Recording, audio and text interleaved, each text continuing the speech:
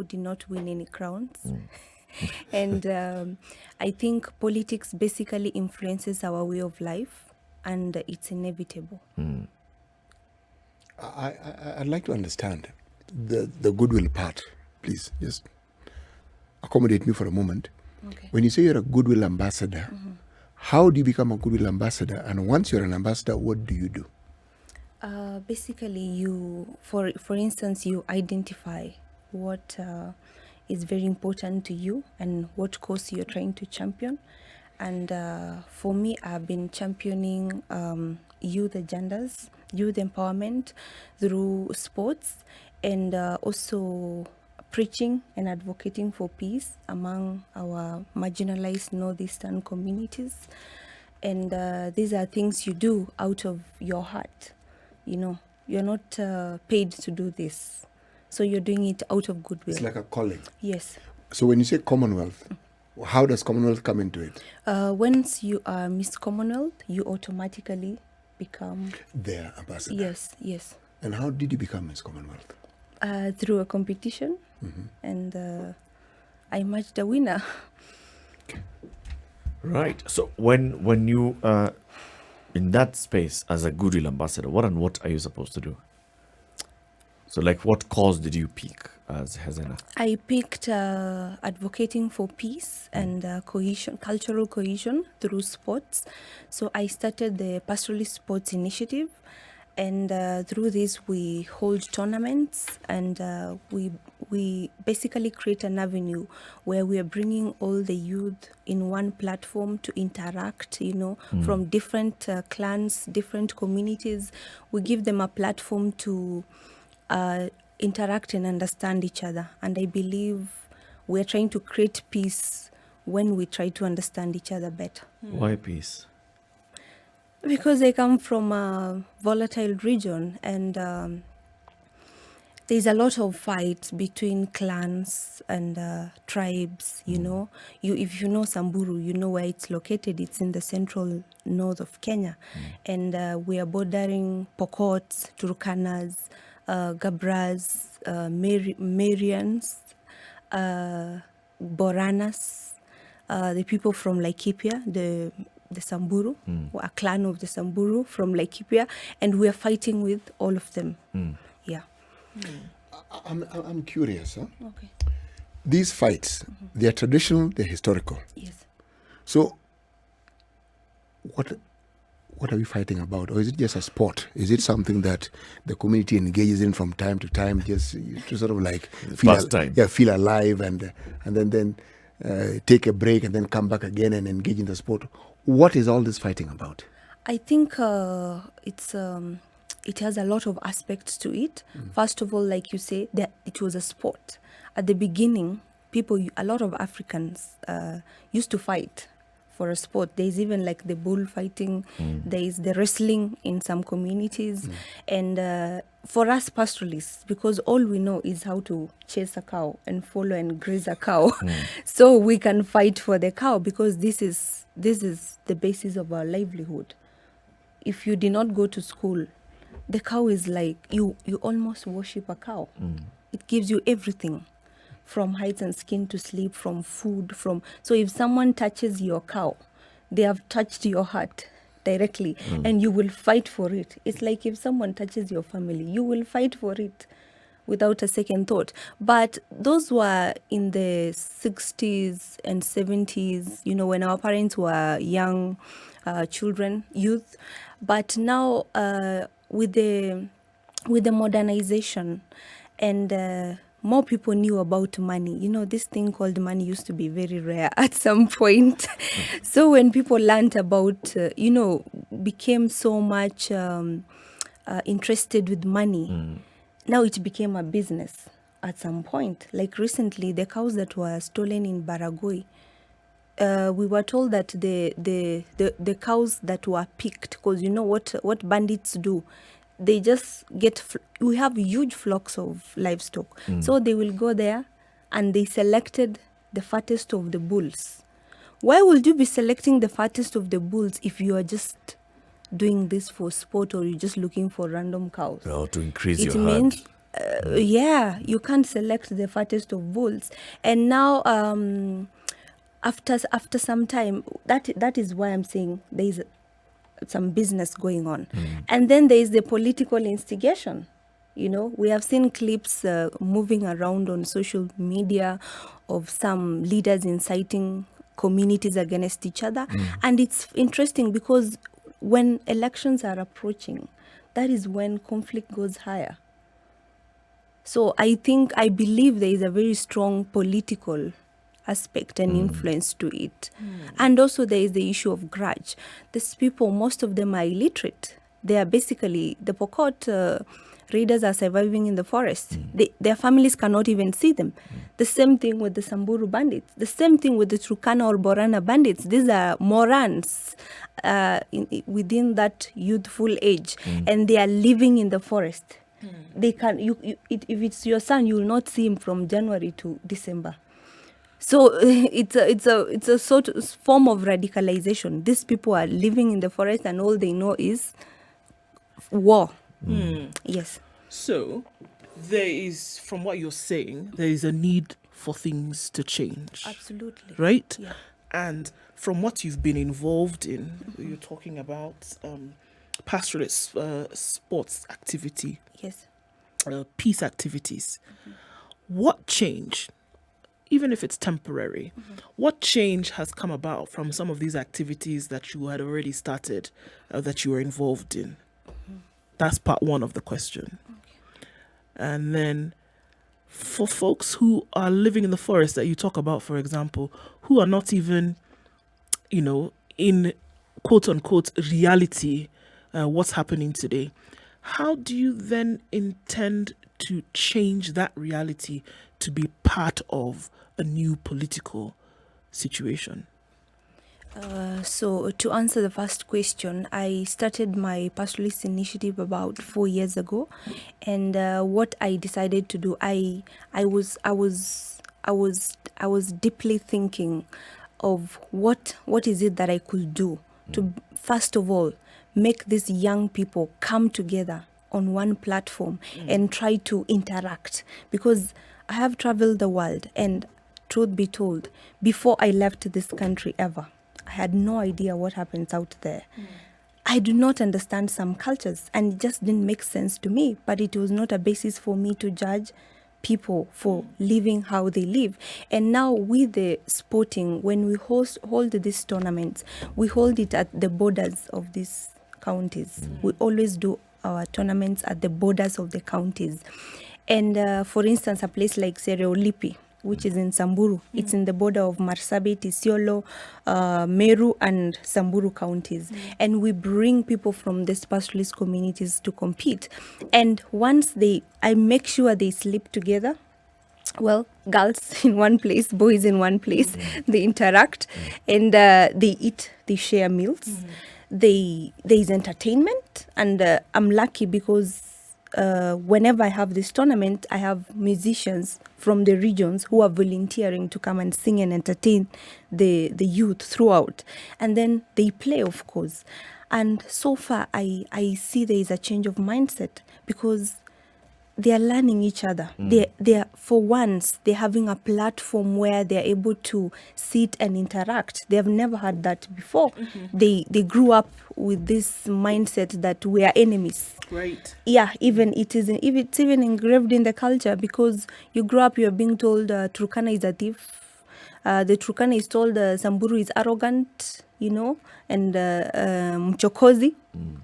But the moment they sit together, they are sharing a meal from this one ambassador, and they are being entertained free of charge. They're interacting with the musicians. It makes a huge. It's a tremendous milestone for them, and this is something very little, but we underestimate the power. Yeah. The community you come from, Yes. is labeled, perhaps wrongly, Absolutely. as being patriarchal. How do you plan to overcome this, and how do you plan to get the support of the male voices in your community? I have to convince them, because I believe I first of all, I don't think our community is patriarchal as such, and that's something I always argue differently, because if you look at the Ma community, which is an umbrella of the Maasai, Samburu, and Gems, and nowadays even the Rendile, if you look at the origin of our culture or how our culture is set up, the woman is so respected. You know, this issue of being a patriarchal society, I don't know where where this idea came from. I think it's just a generalization of it's a sexism which is happening all over the country. I don't think Samburu women are suffering any more than women from another part of the country in the political space. The challenges are absolutely the same. If a woman is not married, in the Luya community, they will be questioning, where is her husband? Only that those women are more empowered than the Samburu women, so they are able to defend and protect their space. But if you look at our culture, even the name of a wife in Ma culture is Enkitok. Do you know what Enkitok means? Queen. You cannot be called a queen if someone is stepping on your head, if you have no rights. So there's some recognition. There is recognition. There is recognition. Of the role We just, of the woman yes, in the society, in the community, absolutely, and the role of the man. Yes, they are very defined and clear roles, and it's just that we have not been an empowered community for long. The modernization is bringing in different things, you know, different aspects to this life too fast, and we are adjusting.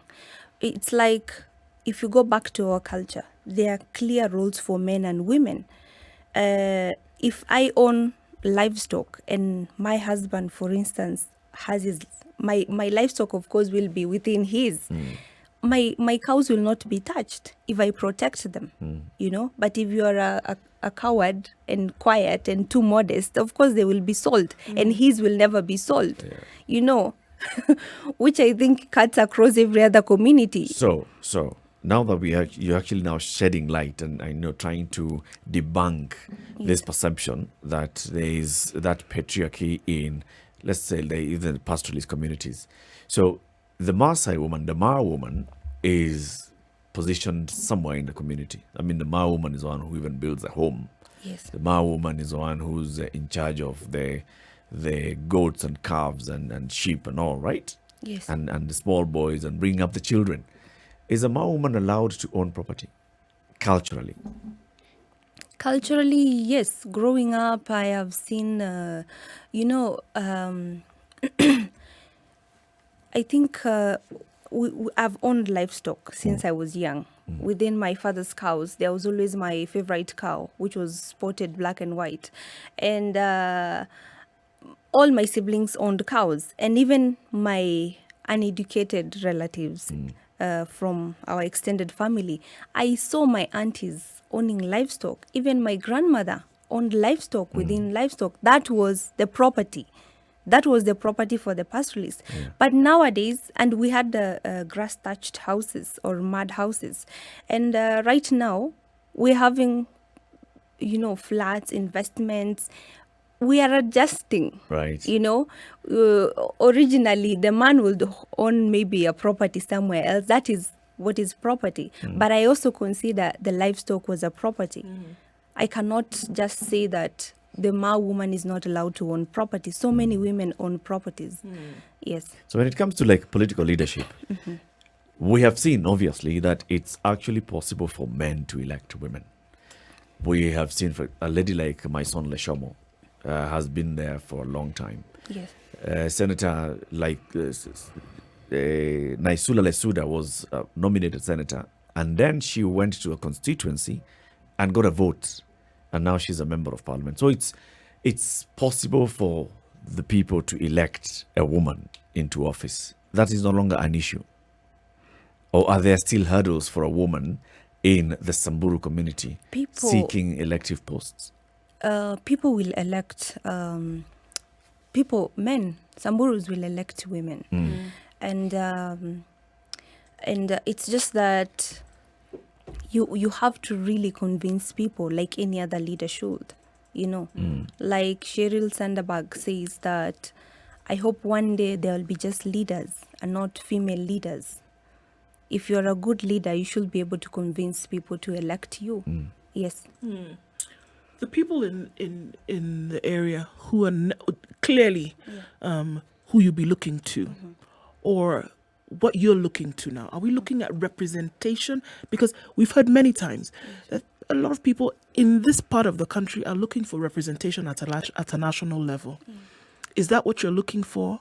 Or right now, are you looking for saying the political situation in this region, the social situation, the economic situation needs some attention, and I want to be part of making that better? Or are you looking for saying, on a national level, let this region be represented, and I'm the one who's going to be able to do that in joining hands with others who are already representing at this time? I think it's both, because at the national level, that is where policies are made and implemented, and a strong voice for the Samburu people will be an added advantage, and would tremendously change the scope of politics in Samburu. And locally, of course, my people are really going through tough times right now with the economic situation, with the level of corruption in the county, and improper utilization and abuse of public resources. I would want to change that. Yes, definitely. Do you feel Samburu is marginalized? Is there a lot of development that could have happened in Samburu that hasn't happened? And if so, like what kind of development? Absolutely marginalized, because today when I travel a lot within the country also, and when I look at the population of Samburu and how much we get from the national treasury, it's a complete shame when you find yourself standing in the middle of Maralal. It looks like a shabby town, and this is our county headquarters. It's a complete shame. A lot can happen if we properly utilize what we are given from the national treasury, the CDF, and all that. And there's also the goodies that trickle down from the national government. We still don't have water. I'm glad the president is has commissioned a very huge dam for us right now. But in this century, at this moment, the Samburus in the modern town, in the urban towns, that is Baragoi, Maralal, and Wamba, are still suffering. There is no water. You can't see water. Even electricity. So we can go for a week without electricity. Let me understand this. Yeah. You're saying that there is no running water in the taps. Yes. But the taps exist. Yes. But no running water. Yes. Is it that it's on and off, or is it something that, that the taps exist, but if you see water, it's a miracle? I think there has been mismanagement at the dam. When there was a dam we found when we were growing up, but I think the dam, the water levels went down, and interestingly enough, when we got after devolution, we had the county government. The people now in the county government suddenly became rich, and a lot of this water was diverted into the homes. Farms and homes. Some of us who had taps before that devolution, there was a water system. Suddenly our taps ran dry, and now the taps are diverted to this home. When you look at this, the tarmacking of the road, I'm not sure it can be called tarmacking, because we call it some black lipstick was applied on the road. The road black. They painted it black. It was heading straight only to the people, the new money, the people who are owning the new buildings from working in the county government. I feel like it's a bit of injustice. We are talking about Samburu politics with the young leader who wants to be the next woman rep for Samburu County, Hezena Lemaletian. This is the Situation Room. In the room, you have Eric Latif, Nduoko, C.T. Muga, and Hezena Lemaletian, woman rep aspirant for Samburu County. We're talking about Samburu in the past and the Samburu that you'd like to see going forward. We've talked to leaders from neighboring counties, for example, in Laikipia. We've talked to leaders from Baringo, and they talk about the kind of marginalization and lack of development for many years. So, for example, Tiati, the MP, tells us You will drive for very many kilometers on very, very rough road before you find a chief's office, or before you find a health facility, or before you find a school. Same thing in Laikipia North. Is it the same in Samburu? I would imagine it's the same, but just paint for us the picture. Outside of these main towns, Baragoi, Wamba, and what's the other big one? Maralal. And Mararal, how is it in the rural areas? In the rural areas, it is even worse because it's like once you get there, I am a Samburu, born and bred, but once I get there, it's like a totally different world, and I feel so hurt and pity for these people. If you cannot access water, imagine that in Maralal, the headquarters, you cannot get a better road. You cannot even access a fully furnished hospital, with medicines. Sometimes I once got an accident and I go to the hospital at around midnight with 3 of my sisters, and we could not even find painkillers. We were referred at the main hospital. We were referred to go and buy painkillers from a private hospital. This is a main hospital. This Level is what? Maralal. Level 4? Yes, this is Maralal, the main At the town, county headquarters. The headquarters is a stone throw from the governor's office. What about somewhere that is in the interiors, It's even worse. You can imagine. What is the yearly allocation for the county of Samburu? Do you have an idea what the figure is? It's in the billions, but exact idea. 4 billion or thereabouts. Now, would you say that in the years that we've had a county in Samburu, called Samburu, Yes. is there any indication, is there anything within the county that you could point at and say, if we do the maths, okay, devolution, when did we start having counties? 2013. Give it 5 years. We are 2013, 5 years is 2018. 2018. So 4 billion times 5, that's 20 billion. Let's give it another, say, 12, 13 billion. So I don't say 30 billion or thereabouts has seen its way into that county. Is there anything that indicates that 30 billion has passed through that county? Not really. But one thing I am glad about is that at least our president has not forgotten Samburu. What is most outstanding in the county right now is national projects. At least the road has moved from where His Excellency Kibaki left and now has extended to almost somewhere near Maralal town. The highway. Where did Kibaki leave it? Yeah. I think he left it at Rumuruti. All right. So how far is that? Slightly past Rumuruti. In terms of how far is that? In then terms of from kilometers, in like- terms of kilometers to now Maralal. By estimation, Rumuruti to Mararal. So now there is tarmac from Yes. Rumuruti that is almost getting to the county headquarters. Yes. Beyond that, Lami is a story. It has extended. It has extended Yeah, beyond. from Rumuruti now, it has extended to almost near Maralal, a place called Kisima. Google Okay. Maps Okay. tells us Kisima that is it's known. about 110 Yes. kilometers. Yes, Kisima Yes, is yes. known. 30 minutes drive from What about Maralal. all-weather roads? You may not have a tarmac road, but you have an all-weather road. A road that is serviceable, that is easy to use, and should it rain, you will not get stuck. Do you have a good network of those roads? No, there are places you can actually, even the rough roads, when it rains, there are places you can't access, either because of mud, because of stones, or because of insecurity. The slower the road is, the easier for you to be attacked on the road. Why do you think? I mean, just from what you've been able to observe, Yes. the activities that you've been involved in over the last, 5 or so years, All right. why do you think that even with representatives, they're not from another part of the country, Yes. the representatives in government, whether at a county level or at a national level, are from this area? Yes? Why do you think that there's such slow injection of development in this area up until now, with the 30 odd or so billion shillings?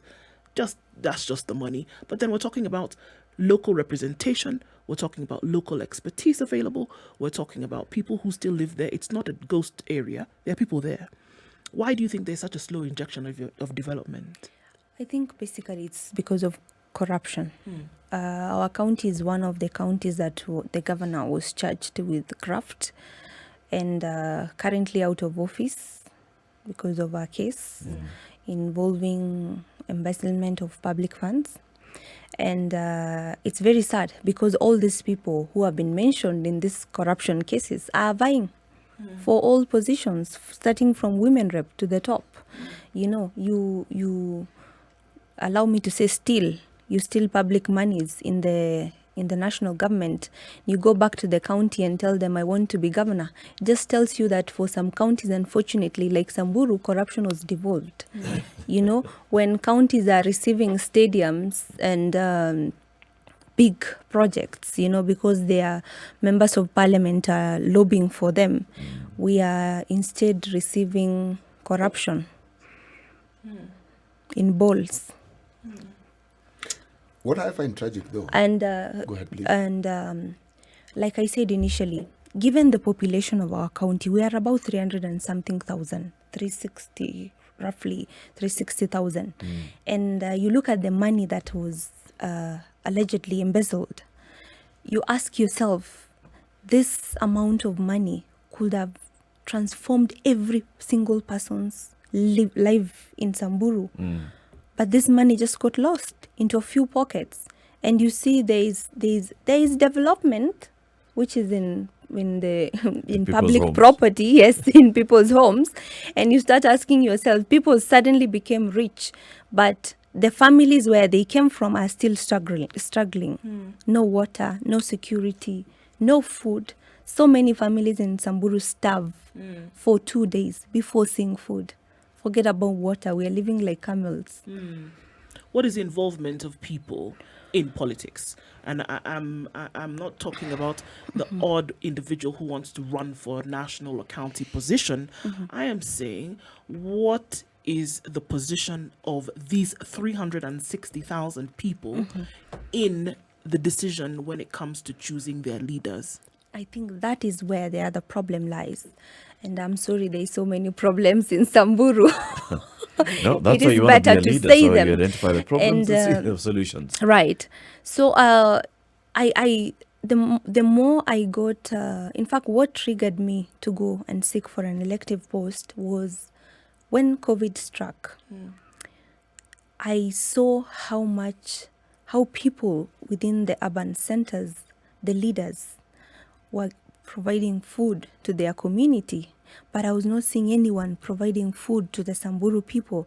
And I knew if people in the city are starving, when there are casual jobs here and there, when there are shops accessible, for us we starve because there is no job, there is no money, and there is no shop anywhere near.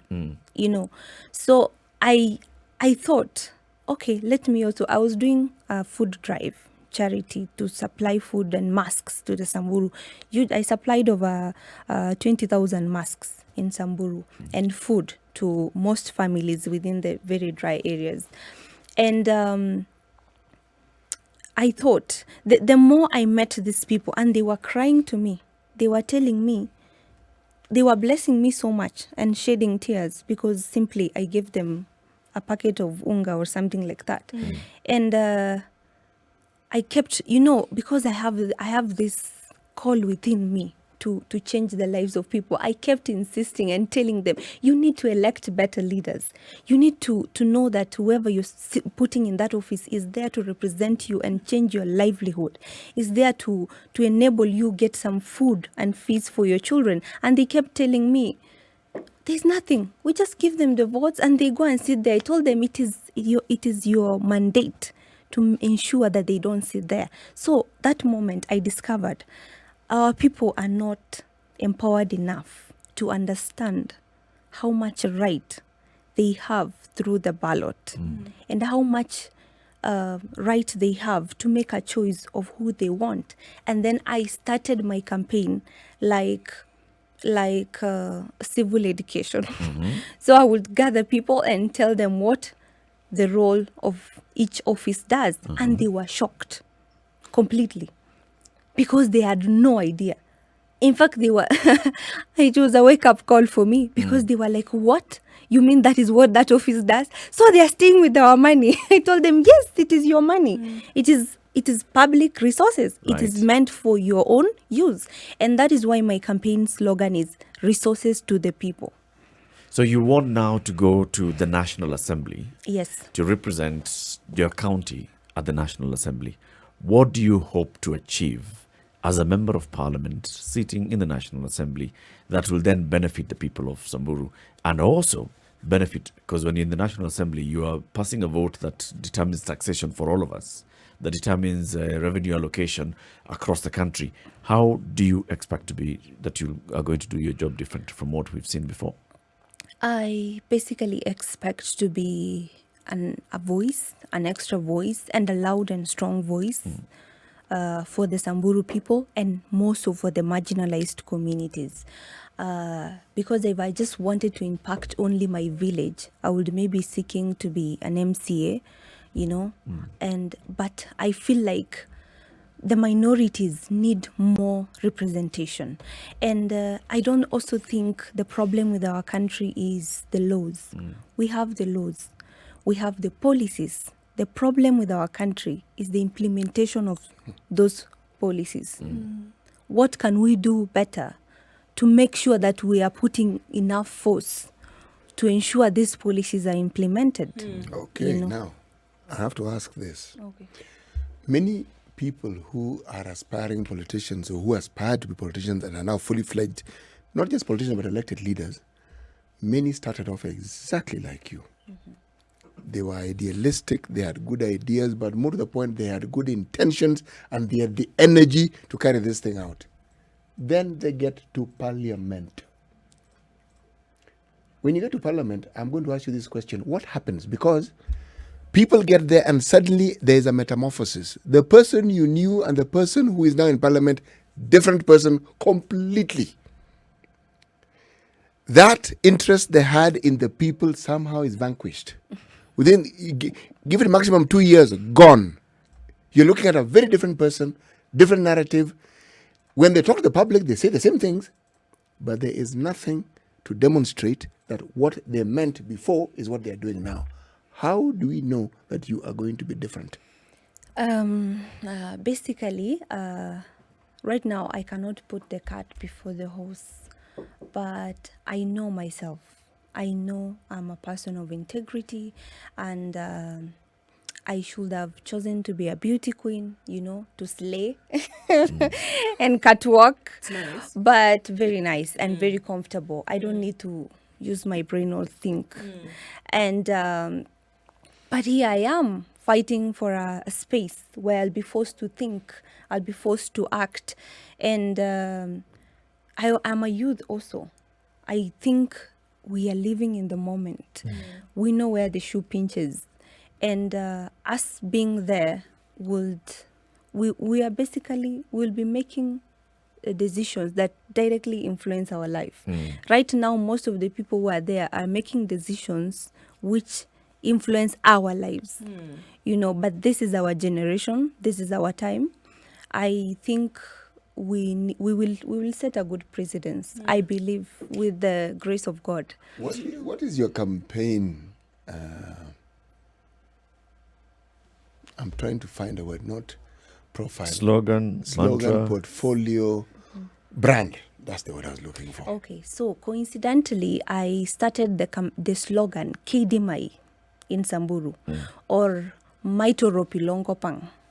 Basically, which means Kidimai means inawezekana, coincidentally, and Maitoro Pilo Samburu is basically let us cleanse and bless our land, because more than ever the level of poverty has increased in Samburu, water has disappeared, and infrastructure is not pleasant, and a lot of children are also missing education. You can imagine how all these factors come and directly negatively affect education.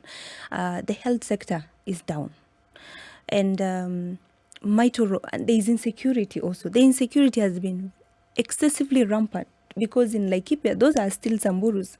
They were deeply affected. Houses were touched. Even in Samburu, right now, last week, people attacked up to Maralal, the county headquarters. They attacked a place called Poro, which is a stone throw away from Maralal. In Baragoi, it went for like 3 weeks consecutively. Every single day, there's been an attack. And I feel like it's time to pray and get leaders who are God-fearing, who have the people in their heart and who genuinely want to change the society and our country at large. So when I say Maitoro Pilongopang, it's a slogan that's been coined from my name, my Samburu name, which means perfume, not really perfume, incense, which is burnt during sacred ceremonies to cleanse and bless and cast out evil from people. And I'm glad because Maralal, especially Samburu, is a cosmopolitan town. We have other tribes living within it. We have the Somalis, Meru, Turkana, and interestingly enough, most of them understand the Samburu language. So when I say Maitoro Pilongopang, they completely understand what it means. When I say Kedemai, they understand what it means. And when I say resources to the people, they exactly understand the resources are not trickling down to them. How involved then are the people in this exercise of voter registration, for example? How many registered voters are in the area? Are you satisfied with the number of registered? If not, what are we doing to make sure that more and more get on that list? I know, in fact, I've been targeting the youth. So I have a campaign team and they decided to coin the slogan Youth for Youth.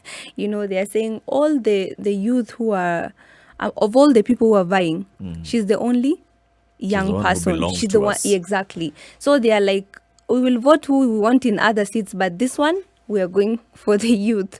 And they are more than ever, they're so encouraged and inspired that a young girl can actually come and seek an elective post boldly, What's the voter registration like?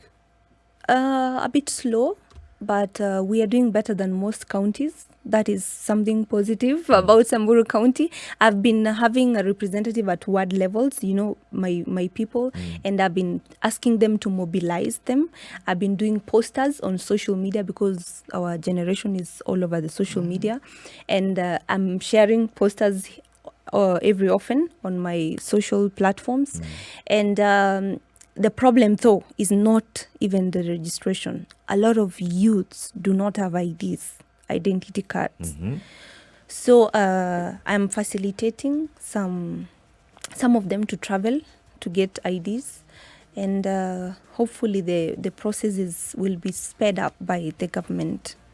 It's coming up to 5 minutes to 9 o'clock. Let's first of all just take a quick break and say goodbye to our audience on KTN Home who've been with us since the top of the hour. But the conversation continues on SpiceFM. We are in the studio with Hezena Lemaletian, who is the aspiring woman rep for Samburu County. She says, Kaidimai. Itawezekana. It's possible.